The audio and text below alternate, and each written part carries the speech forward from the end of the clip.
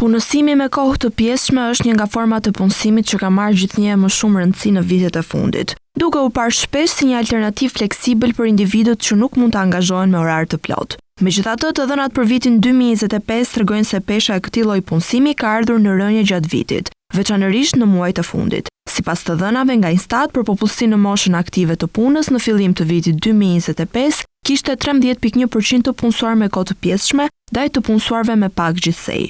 Gjatë tremujorit të dytë u vure një ulje e lehtë, ku kjo përqindje zbriti në 12.6%. Rënja vijoi edhe në tremujorin e tretë, ku punësimi me kohë të pjesshme arriti në 11.8%, ndërsa tendenca zbritëse u bë edhe më e dukshme në fund të vitit, kur ky tregues ra ndjeshëm në 8.2% duke shënuar nivelin më të ulët gjatë gjithë vitit. Të dhënat tregojnë gjithashtu dallime të dukshme gjinore në këtë formë punësimi. Burrat rezultojnë me një përqindje më të ulët të punësimit me kohë të pjesshme, ndërsa për gratë ky fenomen është më i përhapur. Gjatë vitit 2025 për meshkujt niveli më i lartë u regjistrua në fillimin e vitit, me 9.5%, ndërsa në fund të vitit kjo përqindje ra në 5.9%. Edhe te gratë u vure i njëjti trend rënës, por me nivele dukshëm më të larta, nga 17.2% në fillim të vitit në 10.9% në fund të tij. Nëse analizohen grup moshat, rezulton se të rinjt 15 deri në 24 vjeç kanë përqindjen më të lartë të punësimit me kohë të pjesshme. Kjo lidhet kryesisht me faktin se shumë prej tyre janë ende në proces studimi dhe zgjedhin ose detyrohen të punojnë me orar të reduktuar. Një nivel relativisht i lartë i kësaj forme punësimi vjet re edhe të grup mosha 55 deri në 64 vjeç, e cila renditet e dyta për nga përqindja e punësimit me kohë të pjesshme.